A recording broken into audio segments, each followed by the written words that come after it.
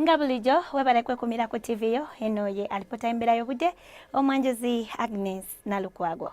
Enkuba yatonye mu bitundu by'eggwanga ebitali bimu era ng'okusinziira kwa ripota gye twafunye Kabale yawezeza millimeters 6 n'obutundutundu 3 so nga Tejjinja yawezeza millimeters 5 n'obutundutundu 5 Olontebe neweza millimeters 4 n'obutundutundu 4. Kino nno kyaviiridde ku mpewo empeweevu ezikuntanga ziyita mu bibira by'e Congo okudda naddala mu bitundu ebyo eby'omu bugwanjuba ne mu bukiikaddyo bw'eggwanga lyaffe wabula ate mu bukiikakkono akasana kakyayaka nga kakubakubamu era nga kino kiva ku mpewo enkalo ezikuntanga ziva mu ddungu lya Buwalabu okudda mu bitundu ebyo. Nga tutegekera okujaguza olunaku lw'abakyala katulabe Embeera Yobudde nga bw'enaaba olunaku olw'enkya. Tusuubira enkuba okutonya mu bitundu ebyo ebiri ku mbalama z'ennyanja Nalubaale so nga ate ewasigadde akasana kajja kwaka nga bwe kakubakubamu.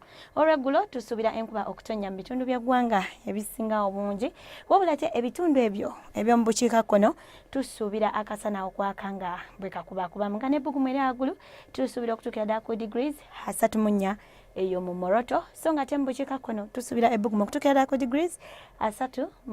Olwo mu kibuga ekikulu Kampala ebbugumu lijja tuukira ddala ku degrees 27.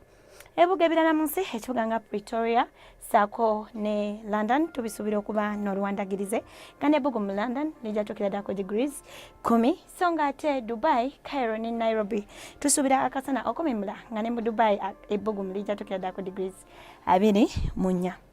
Okufuna ebisingakawo bisange ku mutimbagano gw'ekitongole kyaffe nga gulambikiddwa ku lutimbe lwa TV yo. Nze Agnes Nalukwago nkwagaliza olunaku lw'abakyala olulungi. Weeraba.